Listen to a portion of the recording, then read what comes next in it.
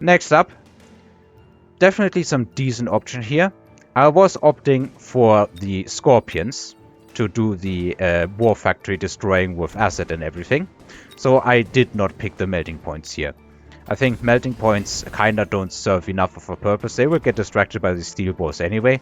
And the Scorpions, I think, are a vastly superior option to deal with it.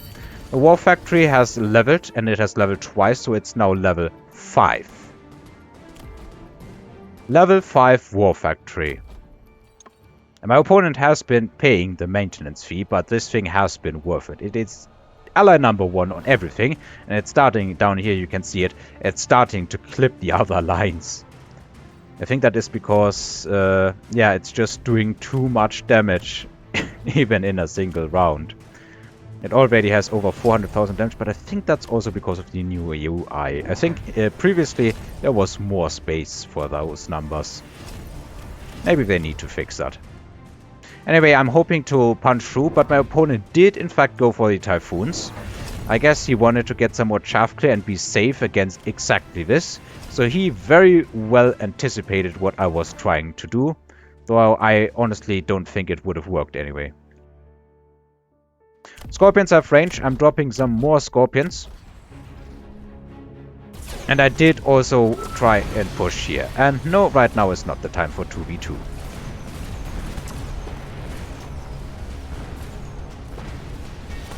Hey, let me just write that to these guys.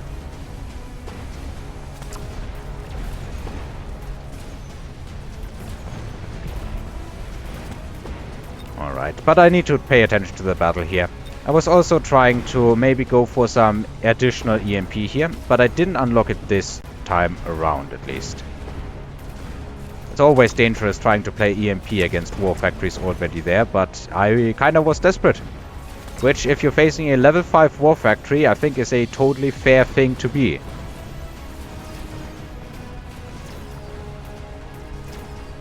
I did try to keep this fortress and level it and eventually make it an unbeatable titan. But, yeah. It's not working for this round either. I remember to say round. But the fortress levels again. So now the crawlers are gnawing at a level 2 tower, but that's not going to work. And now my HP is below my opponent's. Range specialist, I saw that. But I go for orbital and my opponent as well, because what really will range do here? Don't think it will do all too much. We are both orbitaling the same position, or almost, on the other person's board side. He now has triple attack. He's going for missile interceptors. I go for the acid here. I honestly don't dislike threatening Stormcallers with EMP, just so that he spends a ton of supply on the anti-missile tech, potentially for nothing. He also invests into Phoenixes with shields now, and he has mech diff on the steel boss, so this is a proper zoo factory, I think is what people call it. It's only missing the sledgehammers. I also have my flames, so I'm throwing them on my opponent's side, but chaff is not really the problem. The problem is definitely this thing here. Hopefully the acid will help solve that issue right now. I'm also getting the EMP on the Stormcallers, hoping that maybe the missiles can go through, but I honestly must say, I completely and utterly forgot how powerful the war factories with anti-missile are. I think because almost nobody has been playing it in the past few weeks, I'm legitimately starting to forget how powerful war factories still are, and I need to relearn that. I also got fang production for the fortresses. I kinda need to spew out my own units. What I actually don't know, or didn't know, is, I'm not sure if I didn't know it at the time, but it was until somewhat recently, even a leveled fortress will only spew out level 1 fangs. Now in theory they could level a couple times over. Hang on, that's weird. It says level 4 here, but actually it only shows level 1 in here. And the stats only look like level 1. Anyway, the acid scorpions are starting to work. They are able to get everything here down. And finally I'm starting to turn it around a bit. He still has some phoenixes up, and these are level 5 phoenixes. They are no pushovers. I do have some additional anti-air coming up in the form of this level 3 marksman, who has been there from the start of the game. But my opponent does negate quite a good amount of damage still. Round number 9. And this is that the last round? I'm not entirely sure. We would have hackers. It would be fun to try and hack that war factory, but I don't think the success rate would be high. Also, the Wraith for some chaff clear. I think that is what I was going for. I'm finally selling this thing because I realize it's not working, you idiot. I'm putting the Wraith with field maintenance there, hoping to make a push for the tower and win the game this way. Also unlocking the mobile beacon and trying to just go through. It is only a level 2 tower, so this level 5 Wraith with the amp core is definitely going to burn it down quite quickly. My opponent is getting temp range, even though I'm not entirely sure how much use it will be. I'm leveling some of my units, the marksman as well, simply so that it can do its job hopefully a tiny bit better. I'm getting launcher overload, but realistically I think I should have dropped not more fortresses, but more stormcrawlers. Fortresses didn't really do the job well enough. My opponent, that's why probably it would not have mattered anyway. My opponent does get a second war factory out, which of course is only level 1 but shares the tax. I am basically banking everything on going through here. I'm even trying to do good stuff here, but my opponent does drop a missile, and yeah, we'll see how this round turns out. He drops an additional sledge, I guess. Doesn't get sledge production. Probably too expensive. Anyway, I'm trying to push through. The missiles, of course, all get sniped from the war factories. There's no hope for these missiles, as the Scorpions are firing away, and the Wraith is, in fact, pushing in. These Phoenixes do, however, have EMP, by the way, so they are disabling my techs, and they are making it very difficult. Tower does go down. More spawns, in theory, coming in, but I never managed to get EMP on these war factories, not even close. The level 1 war factory, however, is about to die from acid alone. And there now is acid on the level 7 war factory.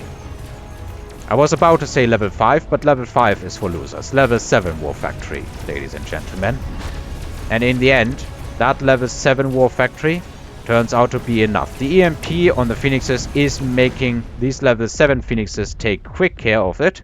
And I lose another turn, and it is not over yet. Though realistically, I think we can all agree that it is over. Another range specialist being offered. Photon emission. I go for it, and I think he does as well. The EMP, not much point, because, well, do you really think he will leave this unshielded and unphotoned?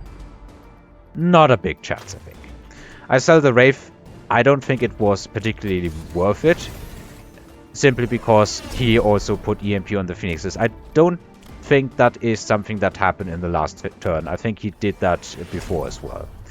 So I could have actually paid attention to it. I'm trying to drop more Stormcrawlers now, hoping to get through the anti-missile, but he has a third war factory on the way, and that is just, I don't have the deployments for enough Stormcrawlers in order to get this done. There simply is not enough deployments to out Stormcaller a war factory spam. The second war factory is also up to level 2. And this war factory is going to keep the line here. And yeah, the crawlers here might be a very slight distraction. But realistically, okay, he repositions the war factory. I guess it's in photon emission range here as well. I do end up dropping some missiles. Not even sure why I drop a missile here. I'm putting EMP on the sledges in a desperate attempt to get EMP on the war factories with a unit that can't be intercepted. I also unlock oil, but I think I was too late to place it. Did I give those fire? No, I did not. So there wouldn't have been anything to inflict fire on the field, I think, anyway. Acid will not really do much. until the photon effect recedes. Same with EMP, so that ability really was a big advantage. I did get the anti-air barrage, but these level 7 Phoenixes aren't going to care much. They can take 10 missiles before they go down. Or they need about 10 missiles to go down.